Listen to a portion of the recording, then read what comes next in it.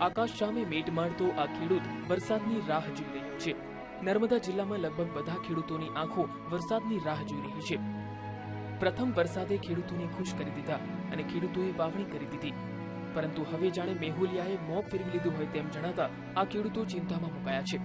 વાવણી લાયક વરસાદની આશાએ ખેડૂતોના ભાવિ પર પાણી ફેરવી દીધું છે। પહેલો વરસાદ પડ્યો એટલે અમે બિયારણ લઈને વાવી દીધું અને ફૂંગા ફૂટ્યા, પછી વરસાદ ના પડે તો અમારે બહુ નુકસાન થાય।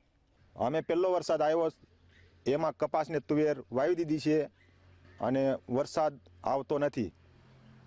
હવે વરસાદ ના આવે તો બિયારણથી અમે પાયમલ થઈ ગયા છીએ। જિલ્લામાં લગભગ 1,10,000 હેક્ટર જમીનમાં ખેતી થાય છે। હાલ 40% વિસ્તારમાં વાવેતર થયું છે, જેમાં 15% વાવેતર બિનપિયત છે। નર્મદા જિલ્લામાં મોટાભાગનો વિસ્તાર ઢોળાવવાળો છે, જ્યાં વરસાદ આધારિત જ ખેતી થાય છે। આવા વિસ્તારોમાં ડાંગર, જુવાર, મકાઈ, તુવેર, સોયાબીન, કપાસ, પાપડીની ખેતી થતી હોય છે। વરસાદ ખેંચાતા જિલ્લા તંત્રએ પણ ચિંતા વ્યક્ત કરી।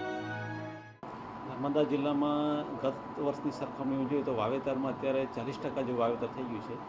તે પૈકી 15% વાવેતર બિનપિયત વિસ્તારમાં થયું છે અને બિનપિયત વિસ્તારમાં જે વાવેતર થયું છે એની અંદર જર્મિનેશન અને ઉગાવો તો સરસ થઈ ગયો છે, પરંતુ જે વરસાદની જે તીવ્રતા છે એ એટલી બધી જે જોઈએ એટલી ખેતી માટે લાયક છે, વરસાદ જોઈએ એ પ્રમાણેની નથી। એટલે જો કદાચ એક અઠવાડિયા સુધી જો વરસાદ હવે પછી જો નહીં પડે તો કદાચ એ બિયારણને નુકસાન થવાની ભીતિ રહેલી છે।